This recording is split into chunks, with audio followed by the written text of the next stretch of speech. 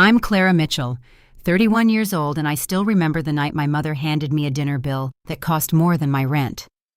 Around us, crystal glasses glimmered under chandeliers, and my sister Emily stood in the center of it all, glowing in a dress that looked like starlight. Laughter echoed through the restaurant until my mother lifted her glass and said, "Clara will handle it. She always does." Forks froze. Even the waiter hesitated. In that moment, I realized I wasn't just paying for dinner, I was paying for years of being invisible. What happened next would change everything about how I saw my family and myself.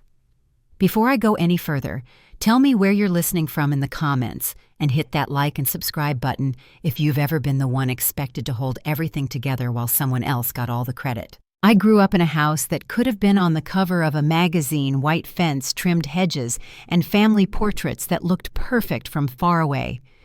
Inside, though, perfection came at a cost.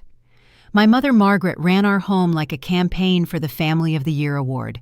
Every photo, every party, every word spoken at dinner was curated to prove we were doing better than everyone else. My father, Richard, stayed mostly quiet, working long hours and letting her steer the ship. And then there was Emily, the youngest, golden hair, bright eyes, a laugh that filled every room. She was the star of every story my mother told. When we were little, I thought that kind of love was normal. Mom called Emily her sunshine, and she called me her helper. If Emily wanted ballet lessons, she got them. When I asked to join a science club, Mom sighed and said, "Maybe next year, sweetheart, money's tight." I didn't argue. I just learned early that the easiest way to keep peace was to accept less. I remember one Christmas when Emily got a pair of shiny red boots and I got hand-me-down sneakers that were a size too small. Mom said, "You're so practical, Clara. You don't need much to be happy." I smiled and nodded, not because it was true, but because arguing never changed anything. By high school, the pattern had hardened into routine. Emily got praise for her charm, her looks, her effortless way of being adored. I got praise for cleaning up, for remembering birthdays, for keeping things running. Dad would film Emily's recitals, clapping proudly while I stood behind the camera, making sure her ribbon stayed tied just right. When it was my turn to graduate, there was no camera, just Mom reminding me to smile so I wouldn't look tired in the pictures. After graduation, Emily announced she wanted to study marketing, and Mom and Dad paid for everything: tuition, housing, even spending money. When I said I wanted to become a nurse, Mom told me college loans would build character, so I worked nights at a diner, then picked up shifts as a nursing assistant, saving every dollar until I could pay my way through school. Emily sent postcards from her campus sorority parties, ski trips, spring breaks, while I scrubbed floors in hospital corridors. But I didn't resent her then. I thought hard work was how I earned belonging. Years passed, and I built a life on my own. A small apartment near the hospital, a boyfriend who cooked me dinner after long shifts. Ethan never tried to fix me. He just listened, really listened, and that felt like luxury. Still, I kept going home for holidays, birthdays, all the family dinners that left me with the same quiet ache on the drive back. Mom would beam at Emily's stories, then turn to me with that polite smile and say, "You look tired, honey." Working too much again. I'd laugh it off, but it always felt like a reminder that no matter what I accomplished, it wasn't enough to sparkle. Over time, I stopped expecting applause.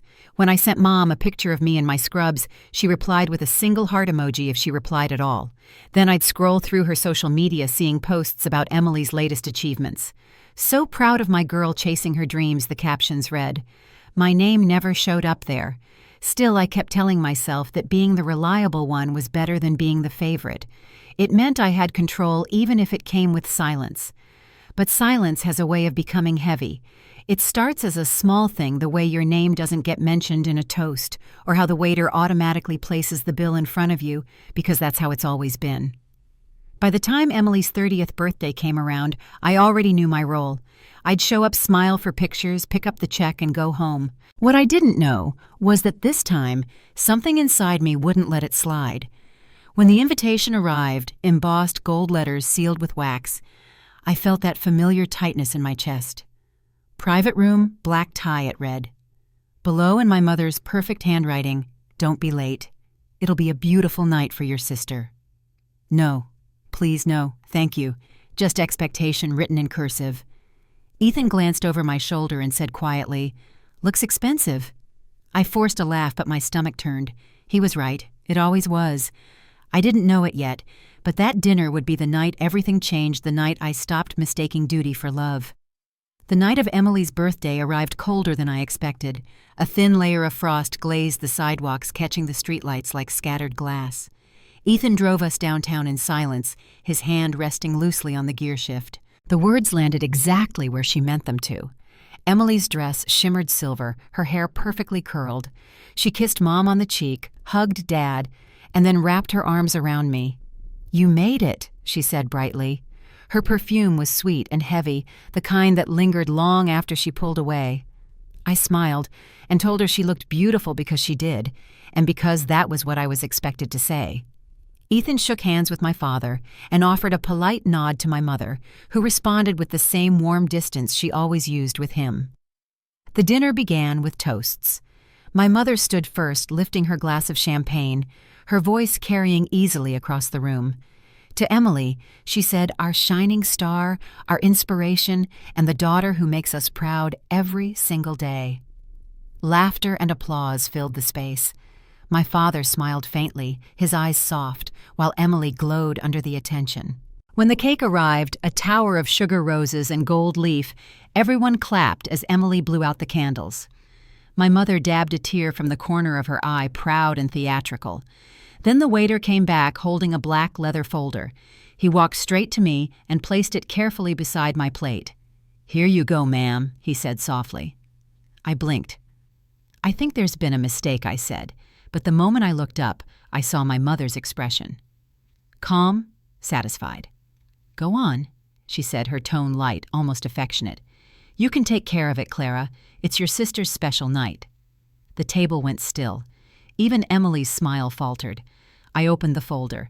The number glared back at me, $1,009 before tax. My mouth went dry. "Is this supposed to be a joke?" I asked. My mother didn't flinch. "It's family," she replied. "We all do our part." My father cleared his throat and looked down at his phone, pretending to scroll. The chandelier light seemed harsher somehow, like the air itself had turned glass. Emily's perfect smile trembled, and I could hear the quiet rustle of her friends shifting uncomfortably in their seats.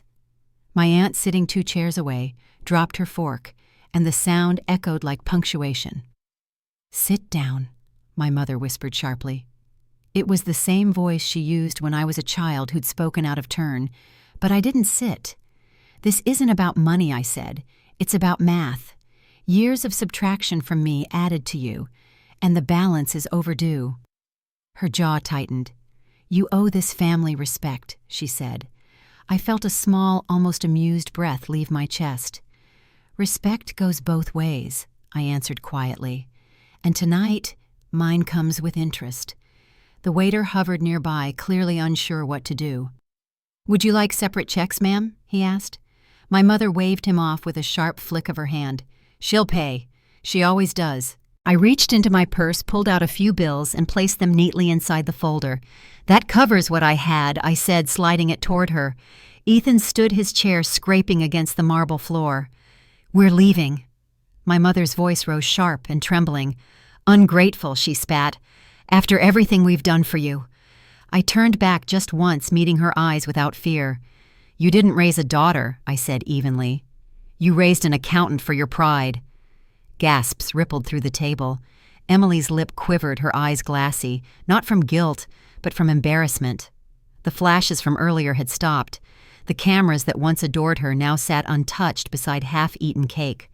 I picked up my coat, slid my arm through Ethan's, and walked out. Outside, the winter air hit hard and clean. My breath came out in white clouds under the streetlights, and for the first time in years, I didn't feel small. Ethan caught up and slipped his hand into mine. "You okay?" he asked quietly. I looked up at him, the city lights reflecting in his eyes. "I think I might be," I said. Behind us, the laughter inside the restaurant faltered. I didn't turn back. I didn't need to. When we reached the car, Ethan opened the door and waited for me to get in. As he started the engine, I glanced once at my reflection in the window, the same face but lighter somehow. I had finally done the one thing I'd never dared. I said no. What I didn't know then was that the real fallout hadn't even begun. The morning after that dinner, my phone lit up before sunrise. Missed calls, texts, voicemails from numbers I knew by heart. Mom, Dad, even Emily. I sat at my kitchen counter, hands wrapped around a mug that had long gone cold, reading each message as they came in. They all said the same thing in different ways. How could I do that? How could I embarrass them? How could I turn my back on family? I didn't answer any of them. The sound of notifications filled the apartment like dripping water, steady and exhausting. By the time the sun rose, I had stopped checking altogether. My coffee was still untouched when Ethan came out of the bedroom, hair mussed, wearing one of my old sweatshirts. He took one look at me and frowned. "You haven't slept," he said quietly. I shook my head. "They've been calling all night." He reached over and silenced the phone, turning it face down on the counter. "You don't have to read any of that today," he said. "You already said what needed to be said." But the silence that followed didn't feel like peace yet. It felt like an echo, every word from that dinner bouncing back at me in the stillness. I replayed the moment when I'd stood up from the table, when the air had gone still, when I'd finally said no. I thought guilt would come like it always had after standing my ground. Instead, there was something else, an emptiness that wasn't painful, just unfamiliar. At work, the rhythm of the hospital helped drown the noise. Patients' charts beeping monitors, the hum of movement that never stopped. Ms. Green, my supervisor, stopped me in the hallway. "You look tired," she said, not unkindly. "Rough night." I smiled faintly. "Family dinner," I said. She gave me that knowing look she reserved for things left unsaid. "Take your breaks," she reminded me. "You can't pour from an empty cup." That afternoon, when I returned to my locker, my phone buzzed again. The messages had shifted in tone. They weren't angry anymore, they were heavy with guilt and manipulation. "You humiliated your sister. You made us look bad. We need to talk." I didn't delete them. I just saved them. Part of me wanted proof of how quickly love could turn into accusation. Ethan texted me during my shift. "Proud of you. Don't back down now." I read it twice before tucking the phone away. His words felt like a small anchor in the storm. Still, I couldn't stop the ache that settled in later that night when I lay in bed and the city noise quieted outside. You spend a lifetime trying to be the good one, and when you finally stop, the quiet feels wrong. 2 days later, there was a knock on my door. When I opened it, my father stood there, shoulders slumped, hands shoved deep in his coat pockets. His face looked older than I remembered. "Can I come in?" he asked. We sat at my small kitchen table, the same one that wobbled if you leaned too hard on the edge. He cleared his throat before speaking. "You caught your mother off guard," he said. His voice was gentle, but the words landed like a familiar script. "You could have handled it privately." I looked at him, waiting for something different, but he kept his eyes on the cup in front of him. "Privately," I asked, "when she's embarrassed me publicly for years." He sighed, rubbing the bridge of his nose. "She doesn't mean harm. She just loves differently." I almost laughed. "No, Dad. She controls differently." The silence that followed said more than either of us wanted to admit. I could see the weight of decades sitting on his shoulders, the cost of choosing comfort over confrontation. "You watched her do it," I said softly. "You watched her make me small, and you called it peace." His shoulders slumped further. "I didn't know how to stop her," he said finally. His voice cracked on the word stop. I nodded slowly. "You could have tried," I said. "That would have been enough." He looked down at the table, tracing the rim of his mug with his thumb. "I'm sorry, Clara." The words sounded real, maybe for the first time in my life. I believed him, but apologies. I realized don't rewind years. They only start new ones. When he left, the apartment felt heavier for a while. I sat by the window watching the traffic lights change, wondering if he would tell her about our conversation. He probably would, and she'd probably twist it into something that made her the victim. But I didn't have the energy to care. A few days later, I got a text from Emily. "Can we talk?" Just those 3 words. I hesitated before replying, then agreed to meet her near the hospital cafe. When I walked in, she was already there, sunglasses still on even though we were indoors. She looked smaller somehow, her usual brightness dimmed. When she took off the glasses, I saw it, something close to shame. "I didn't know it felt like that for you," she said, voice low. "Mom said you were just sensitive." I let the silence sit between us, letting her feel it for once. "It's easy not to know," I said finally, "when everything's built around you." She fidgeted with the bracelet on her wrist, the one Mom had given her for college graduation. "She's been furious," she said quietly. "She keeps saying you ruined my birthday." I met her eyes. "No, Emily. I ended a tradition. There's a difference." She exhaled shakily. "I never asked them to treat you that way." I nodded. "That's true. But you never asked them to stop, either." Her eyes glossed over and she pressed her lips together. "I didn't realize it hurt that bad. It's not the money I said. It's the message. Every time I paid, they told me I was worth less, and I believed them until that night." We sat there for a while without speaking. Then softly she said, "I want to fix it." "You can't," I said gently. "You can only stop repeating it." She nodded, looking down at her untouched coffee. When I walked out of the cafe, the winter air stung my cheeks, but it felt cleaner than the air inside. The sky was gray, the kind of dull color that usually made the city feel tired, but for the first time in a while, it looked honest. That night, my mother called, not texted, but called. Her name lit up on the screen, and for a long moment, I just stared at it. Then I answered. Her voice was tight rehearsed. "You embarrassed me," she said, "in front of family, friends, everyone. I told the truth." I replied, "You could have spoken to me privately." "Privately never worked," I said. "You only listen when there's an audience." There was a long pause, then a soft, incredulous laugh. "You think you're the victim." I didn't raise my voice. "No," I said. "I think I'm the survivor." Silence hung between us, long and heavy. Finally, she said, "You've changed." "Yes," I said quietly. "Boundaries will do that to a person." She hung up. Afterward, I stood on my balcony, the city spread out below like a quiet heartbeat of light. The air was sharp and cold, but I didn't mind it.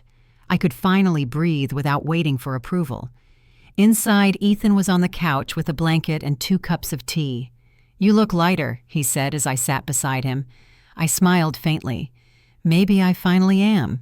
What I didn't know then was that this small calm wasn't the end of the story. It was just the first breath before everything shifted for good.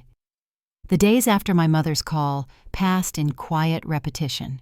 Work, home, sleep, repeat. But beneath that steady rhythm, something new was growing, small, steady, and unfamiliar. I no longer felt like I was waiting for her approval to exhale. For years, my family's silence had been a weight I carried. Now, the absence of it felt like space. Still, it was strange learning what peace sounded like when no one else was dictating it. I began noticing the small things that had always gone unseen. The morning light through my kitchen window, the hum of the coffee maker, the way my apartment felt different when I didn't have to brace for judgment. But the quiet also gave me room to think, and with that came everything I hadn't said. One afternoon after the double shift, I stayed late in the staff lounge, sitting near the vending machine with a paper cup of stale coffee. Ms. Green walked in her scrubs, crisp as always, a clipboard tucked under her arm. "You look like you've seen 12 hours, and then some," she said. I smiled faintly. 13, actually." She sat beside me, setting her clipboard down. "You've been carrying more than your share lately," she said, "and I don't just mean the work." I glanced at her, unsure how much she knew. "Family," she added softly, like it wasn't a question. I nodded. "It got complicated." "Complicated is a nice word for pain," she said. Her tone wasn't prying, just matter-of-fact, the kind that made people tell the truth. I found myself saying more than I expected. I finally told them, "No," I said. For once, I didn't try to fix it. She leaned back in her chair. "Good," she said simply. "Fixing everyone else is the fastest way to break yourself." Her words stayed with me through the night. That simple truth, how I'd spent so long managing everyone's feelings except my own, kept echoing in my head. By the end of the week, I realized I hadn't heard from my mother since the call. My father texted once, just a few words. "She's quiet, doesn't know how to reach you." I wrote back, "She doesn't need to. Then I set my phone down and left it that way. Emily, though, reached out again a few days later. This time her message said lunch. Just us. I agreed mostly out of curiosity. We met at a small cafe a few blocks from the hospital, one with scratched tables and good soup. She arrived without makeup, her hair in a loose braid. The change was small but noticeable. I didn't tell Mom I was coming, she said after we ordered. Her voice was careful, like she was stepping through a minefield. Probably smart, I said. She sighed. She's been different, cold. I think she's embarrassed more than angry. I stirred my coffee slowly. That's her version of angry. Emily nodded. She keeps saying you turned on us. I didn't turn, I said. I stopped bending. We sat there quietly for a minute, listening to the low murmur of other tables. Then she said, I've been thinking a lot about what you said that night, about subtraction and balance. She gave a small, nervous laugh. You always had a way with words. I looked at her. You didn't deserve the pressure she put on you either, I said. It just looked different. Her shoulders dropped a little, and for the first time she didn't look polished or sure. I used to think she loved me more, she said softly. Now I'm not sure if it was love or ownership. That caught me off guard. It was something I'd never heard her say, not even close. What made you realize that I asked? She smiled weakly. The way she talks about me online. She makes it sound like I'm perfect, like everything I do is hers to show off. I think I started believing it until you stood up to her. For the first time in years, the air between us felt honest. I don't hate her, I said quietly. I just can't keep paying for her pride. Emily nodded. I get it now. After lunch, she reached for the check before I could. Fair, she asked, half smiling. I let her. It wasn't about the money, it was about the gesture. On my way home, the winter wind cut through my coat, but it didn't bother me. Something had shifted between us, small, fragile, but real. That night, my phone rang again. This time, I didn't hesitate. I answered on the second ring. It was my mother. Her voice sounded calm, almost too calm. Dinner, she said. Sunday night. My treat. For a moment, I said nothing. I could picture her sitting at the kitchen island, phone in one hand, her posture perfect, even when no one was watching. I'll think about it, I said finally. Don't take too long, she replied. Your father misses you. I'm sure he does, I said. Good night, Mom. After we hung up, I stood by the window watching snow drift through the streetlights. Ethan came up behind me, wrapping an arm around my shoulders. She finally called, he asked. I nodded. Dinner invite, her treat. He chuckled softly. That's new. I leaned into him, the warmth of his hand steady against my back. I'm not sure if it's peace or strategy, I said. Maybe both. Sunday came faster than I expected. I spent most of the day debating whether to go. My mother's silence had always been a weapon, and her sudden politeness felt like another kind of control. Still, a part of me wanted closure, or at least to see what her version of change looked like. When I finally arrived at the restaurant, she'd chosen a quiet bistro near her house. She was already there. No photographers, no guests, just 2 menus and a single candle between us. For a moment, it almost looked normal. You look well, she said. Her tone was measured, polite, but her eyes gave nothing away. Work's keeping you busy. It always does, I said. That's kind of the point. She smiled thinly, then folded her hands. I've been thinking about what you said. Which part, I asked. Her lips pressed together before she spoke. The part about respect. The waiter arrived, setting down glasses of water. She waited until he left before continuing. You hurt me, Clara. You humiliated me in front of everyone. I told the truth, I said evenly. Truth can be cruel, she replied. So can silence, I said. For a moment her composure slipped. Then she straightened her napkin. You've changed. I have, I said quietly. Boundaries tend to do that. She studied me for a long time, her expression softening just enough to reveal something behind the pride. I didn't mean to make you feel small, she said finally. I know, I said, but you did. We finished dinner without raising voices, without pretending. When the check came, she slid her card across the table before I could reach for it. My treat, she said. I nodded once. As I left, she called my name softly. Clara. I turned. You've grown strong, she said, her voice barely above a whisper. I'm not sure how to talk to that version of you yet. That's okay, I said. You'll figure it out if you want to. Outside, the air was sharp but clear. I walked to my car, each breath leaving a small trail of white in the night. For the first time in my life, I wasn't afraid of what came next. Because peace wasn't something my mother could give, it was something I'd already chosen.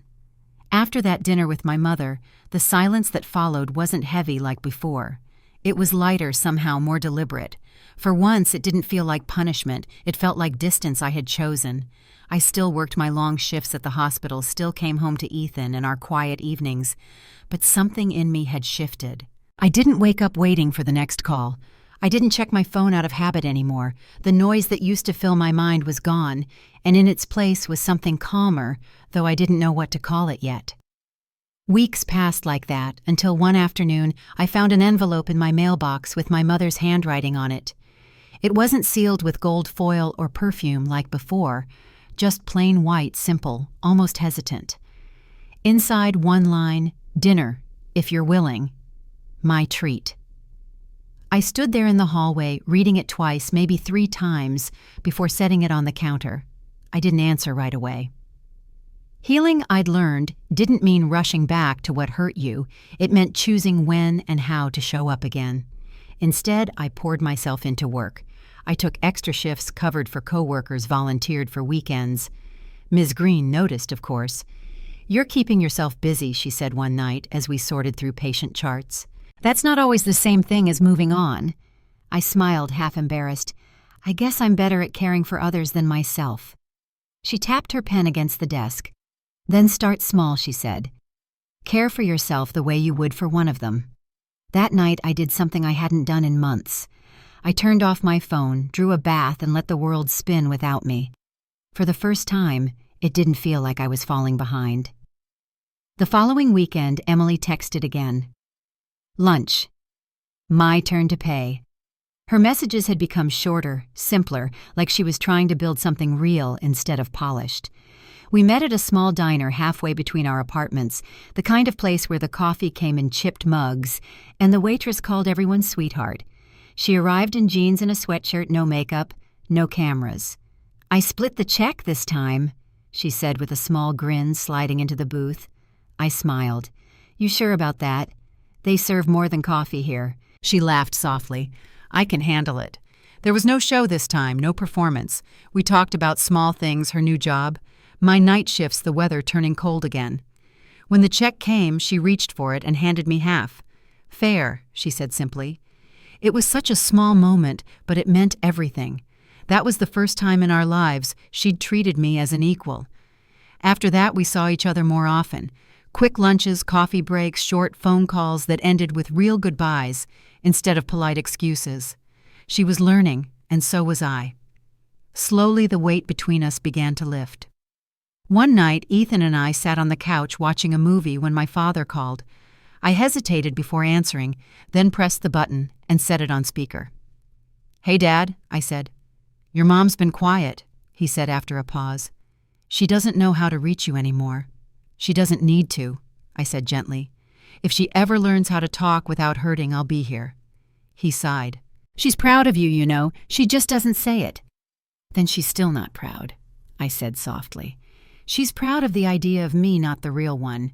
He chuckled quietly. "You sound just like her when you're sure you're right." "Difference is, I said I'm willing to be wrong." He was quiet for a moment, then said, "She's trying, Clara. It's slow, but it's something." "I know," I said. "I just can't do the trying for her anymore." After we hung up, Ethan turned to me. "You okay?" "Yeah," I said. "I think I just finally understand the kind of peace that doesn't need permission." In the weeks that followed, life settled into something simple. Work, home, quiet mornings with coffee on the balcony. I started therapy, something I'd put off for years because I thought I didn't need it.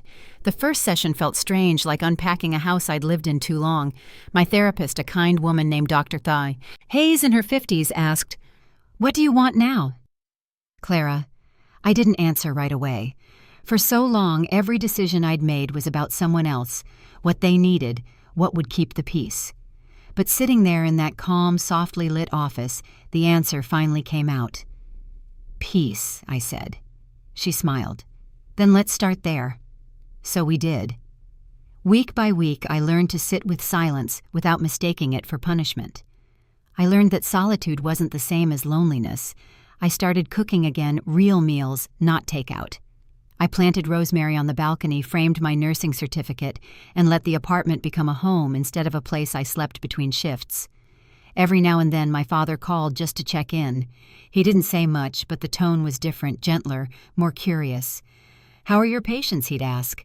"You getting any rest?" I didn't need long talks or apologies anymore. Consistency was enough. Emily sent postcards from small towns and work trips, not glamorous vacations, but places she'd actually earned her way to. One said, "Learning to pay my own bills. Feels good." I smiled reading it. It felt like both of us were finally growing up just on our own timelines. Months passed before another letter came from my mother. No envelope this time, just a small note slipped under my apartment door. The handwriting was careful, almost shaky. Dinner again. No expectations, just you and me. I read it 3 times before setting it on the fridge beside a picture of me and Ethan from a weekend farmer's market. I didn't rush to answer. Some things didn't need immediate forgiveness, they just needed patience. That night, Ethan found me standing by the fridge reading the note again. "You gonna go?" he asked. Maybe I said. But on my terms this time. He smiled, resting a hand on my shoulder. That's how it should have been all along. I looked at the note once more and thought about how much had changed, not just between me and her, but inside me. Respect wasn't something I had to earn anymore. It was the price of admission into my life. And for the first time I realized I wasn't waiting for peace to find me. I was already living in it. Winter lingered longer that year, the kind that made the air feel still even when it wasn't. I woke each morning to a world painted gray and quiet, but for once the silence didn't feel lonely. It felt earned. My days followed a new rhythm: work therapy, and evenings with Ethan where we'd share simple dinners and talk about everything except the past. There were no sudden phone calls, no sharp texts, no expectations waiting in the corner. Just calm. Still, when I looked at the note on my fridge, the one from my mother asking for dinner with no expectations, I couldn't ignore it forever. Each time I passed it, my eyes caught on her handwriting. It was neat but uneven, like someone trying too hard to keep control. Weeks went by before I picked up the phone. When I finally called, she answered on the first ring. "Clara." Her voice sounded cautious, almost startled. "Dinner still stands?" I asked. There was a pause. "Yes," she said. "Sunday evening. Your father will be there too." The day arrived colder than usual. I almost turned back twice before pulling into the familiar driveway. The porch light was already on the same soft glow I'd grown up under. Inside, the house smelled like roasted chicken and lemon polish, the scent of rehearsed comfort. My father opened the door and smiled. "It's good to see you," he said. His voice had a weight to it, as if he'd practiced the words too. My mother stood at the end of the hallway, her posture perfect as always, but her face softer. "You look well," she said. "Work's been good to you." I smiled politely. "Work's been steady." She nodded, stepping aside to let me in. Dinner was quiet at first, the kind of quiet where every sound, the clink of silverware, the creak of the chair, seemed louder than it should.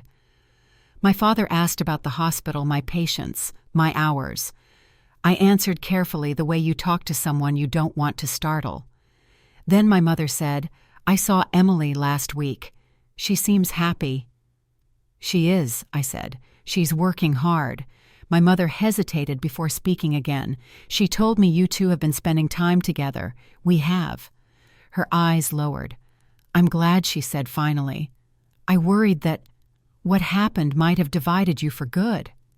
I met her gaze. It didn't divide us. It changed us. She looked down again, folding her napkin neatly on her lap. "You always did have a way of putting things plainly." We finished the meal slowly. No one raised their voice. No one walked out. It wasn't warmth, but it was something closer to truce. When I stood to leave, she followed me to the door. "I meant what I said," she whispered. "No expectations." I nodded. Then we're both finally learning. Outside, the air was sharp, but honest. I walked to my car without looking back. The following week, life slipped easily back into its rhythm. Work was steady, and I found comfort in the small routines that used to feel ordinary: the first sip of morning coffee, the quiet hum of traffic outside my apartment, the rhythm of a life I'd built myself. Ethan started coming over more often, sometimes bringing takeout, sometimes just company. One evening he asked, "Do you ever miss them?" The way things used to be, I thought about it for a while. Sometimes I said, but only the parts that never really existed. He nodded, understanding without needing to ask more. As winter softened into early spring, I noticed how different everything felt. My mother still sent the occasional text, short, polite, always signed with her name, as if she were writing to a stranger. Emily, though, had changed in quieter ways. She called not to perform or vent, but just to talk. She'd tell me about work deadlines, dating her first time, paying rent late. They were small things, but they were real. One evening she invited me to her new apartment. "It's not much," she said on the phone, "but it's mine." When I arrived, I understood what she meant. The place was small, but every detail felt like her books on the counter, thrift store furniture, a candle flickering on the windowsill. "It feels like home," I told her. She grinned. "Yeah, it finally does."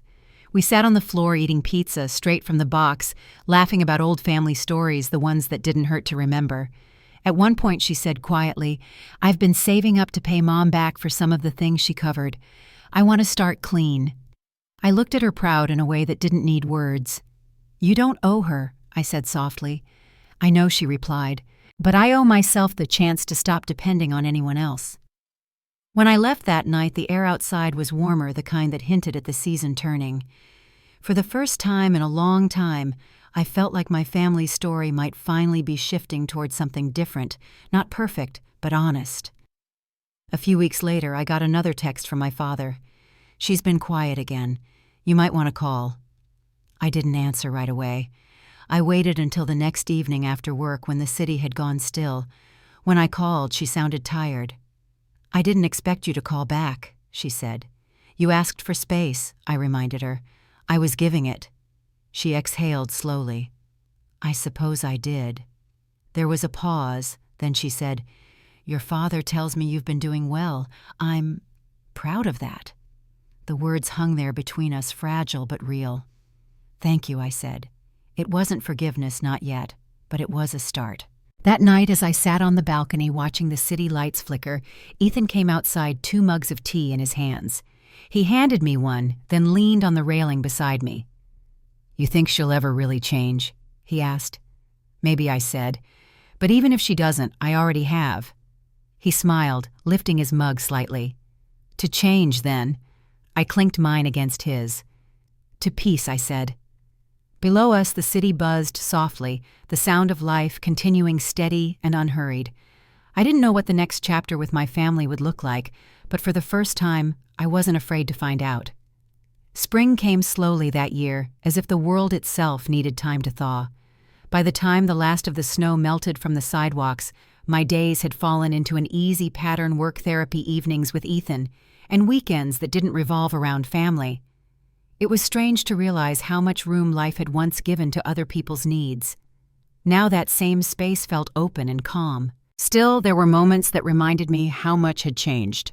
One afternoon, while sorting through patient files at work, I found myself humming. Ms. Green glanced over and smiled. "Haven't heard that sound in a while," she said. "You must be sleeping better." She wasn't wrong. I hadn't woken up tense in months. The constant background noise, the worry about who might call, what I might owe, what I'd need to fix, had finally gone quiet. That evening I came home to a package waiting at my door. No return address, but I recognized the handwriting right away. My mother's. Inside was a simple framed photo, the 3 of us from years ago. I must have been 10, Emily 7. We were sitting on the front porch, both smiling for the camera, while our mother stood behind us, her hand on Emily's shoulder. A sticky note was attached to the corner. "I've been thinking about the things I didn't see." I set it on the counter and stared at it for a while. The image didn't bring the sting it used to. It felt distant now, like looking at another life. That small note wasn't an apology, but it was the closest she'd ever come to one. When Ethan got home, I showed him. He studied it for a moment, then said, "That's something, isn't it?" I nodded. "It's a start." A week later, Emily invited me over again. Her apartment looked more lived in now, stacks of papers on the coffee table, a laundry basket by the door, the kind of mess that comes from real life instead of show. She made dinner this time, spaghetti slightly overcooked, but we laughed about it anyway. "You heard from Mom?" she asked as we cleared the table. "She sent a picture," I said. "And a note. What did it say? That she's been thinking about what she didn't see." Emily leaned against the counter, drying a plate with a towel. "That sounds like her version of sorry." "Probably," I said. "It's enough for now." Emily hesitated, then said, "You know, I used to think you were jealous of me." I looked up. "I know you did." She bit her lip, then continued, "I think maybe I was jealous of you too. You never needed her the way I did." It was quiet for a moment, the kind of silence that feels heavier than words. Then she set the plate down. "I'm proud of you," she said softly, "for walking away that night. I wish I'd been brave enough to do it first.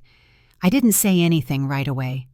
There were years between us that words couldn't fix, but her saying it out loud felt like a bridge being built one plank at a time. By summer, everything around me felt lighter. The city seemed brighter, my work days shorter, even the late shifts less exhausting. Dr. Hayes noticed the change during our sessions. "You're not looking over your shoulder anymore," she said. "What's different?" I smiled. "I stopped expecting someone else to hand me peace." She nodded. "And when you stopped expecting it, I realized I already had it." It was around that time that my father called again. "Your mom wants to have you and Emily over," he said. "Just dinner. No speeches, no surprises." I hesitated. "What's the occasion?" "No occasion," he said. "She just wants to see you both." The next Saturday, I drove to the house again. Emily arrived a few minutes after me, and we exchanged a look, half curious, half cautious. Mom greeted us at the door, her voice calm, her face unreadable. The dining table was simple this time. No flowers, no glittering centerpieces, just dinner. We talked about normal things, Emily's job, Dad's garden, my patients. The kind of conversation families have when they're relearning how to be in the same room. There were pauses, but not the sharp kind. They were softer now, like everyone was still figuring out how to breathe around one another. When dessert came, my mother spoke first. "I wanted to thank you both for coming," she said, "and to say I know I haven't made things easy." She looked at me, her eyes steady. "I didn't see how much I leaned on you, Clara. I told myself I was teaching you responsibility, but I was really teaching you to carry things that weren't yours." It took me a moment to answer. "I think I let you," I said, "because it was easier than saying no." She nodded slowly. "I know." Then after a long breath, she added, "I'm sorry." The words hung in the air, simple, unadorned, real. For the first time, she wasn't defending or performing.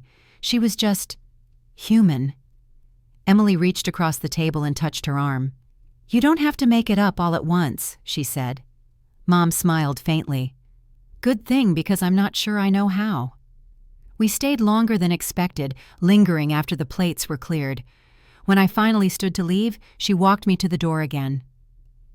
"You remind me of your grandmother," she said quietly. Strong even when no one noticed. "I think I should have told you that sooner." "Thank you," I said, and for the first time I meant it without hesitation. Driving home that night, I rolled down the window. The air was warm, carrying the smell of cut grass and rain. For years I'd driven away from that house with a knot in my chest, but this time it was different. There was no weight pressing on me, just space. Ethan was waiting when I got home. "How'd it go?" he asked, setting his book aside. "Better than I thought," I said. "Not perfect, but honest." He smiled. "That sounds like progress." "It is," I said quietly. "For all of us." He pulled me close, and for a moment the world outside seemed to fade. I realized then that this quiet, steady life was what healing looked like. Not grand gestures or revenge or closure wrapped in neat words, but small, ordinary peace. Later that night, as I stood by the window watching the city lights blink in the distance, I thought about everything it had taken to reach that stillness. Years of saying yes, one moment of saying no, and everything that came after. I didn't need them to understand it completely. I just needed to keep living it. Summer slipped into fall quietly, like a page turning without sound. The air grew cooler, the light softer, and the days began to stretch in a calmer rhythm. I found myself walking home slower after shifts, stopping by the park to sit beneath the trees just breathing. There were no calls demanding explanations, no guilt wrapped in family obligations. Life had finally found its balance. One evening I came home to a postcard waiting on the counter. It was from Emily, sent from a small coastal town where she'd gone for a short modeling job. On the back, she'd written, "Learning to stand on my own feels good." I smiled, reading it, remembering the girl who once couldn't order a coffee without Mom's approval. Now she was finding her own rhythm one step at a time. A few days later, my father called again. "Your mother asked about you," he said softly. "She's been quiet lately. Thought you should know." I thanked him not with resentment, but understanding. Some people need more time to learn silence that isn't control. After we hung up, I made tea and stood by the window, watching the city lights blink awake. It was the same view I'd seen 100 times before, but it felt different now, like I was finally living in it instead of looking through it. Work remained steady. Ms. Green sometimes stopped by my station, offering a knowing smile. "You seem lighter these days," she said once. "Whatever you're doing, keep it up." I told her I'd finally stopped fixing things that weren't mine to fix. She laughed softly. "That's harder than it sounds," she said. She was right, but it was worth it. Therapy helped too. Dr. Hayes and I talked about forgiveness, not the kind you hand out to make peace, but the kind you grow into. She asked, "What does peace look like for you now?" "Clara." I thought about it before answering. "It looks like my own name not being a burden on anyone's tongue," I said. She smiled and wrote something in her notebook, then said, "That's a good place to live from." Months passed. The calls from home slowed, not out of anger this time, but acceptance. On Thanksgiving, Emily invited me to her apartment.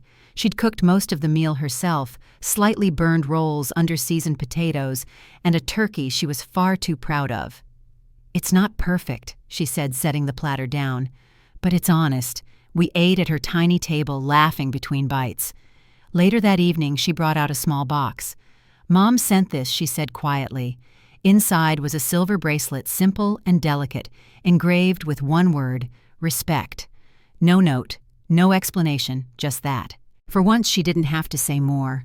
I wore it home that night. The metal felt cool against my wrist, not as a gift from her, but as a symbol of what I'd reclaimed. Respect wasn't something I'd been given. It was something I finally decided to demand and to live by. As winter came back around, I found myself revisiting small moments the night of that dinner, the silence that followed the way one choice had changed everything. I didn't regret standing up. I didn't regret walking away. Some peace only comes after a storm, and sometimes the calm afterward isn't quiet because nothing's left. It's quiet because everything unnecessary is gone. Now my days are full, but gentle. The hospital hums with life, the kind of noise that comforts me. I come home to Ethan most nights, the two of us sharing takeout or reading in companionable silence. My family's story hasn't ended, it's just found a slower rhythm, one built on boundaries and truth, instead of duty and fear. Some nights I think about how long it took to get here, to this kind of stillness, the kind that feels earned. I don't hate my family. I don't even wish things had been different. If anything, I'm grateful for what it taught me, that love without respect is a debt you'll never stop paying, and peace is never something someone else gives you. It's something you choose over and over until it finally becomes yours. If you've ever been the one who always held things together, the one who carried more than your share because it seemed easier than saying no, this story's for you. You don't owe anyone your silence, your peace, or your worth, just to keep the room comfortable. Thanks for listening. And if any part of this story sounds like your own, take a deep breath tonight and let it go. You've earned your peace too.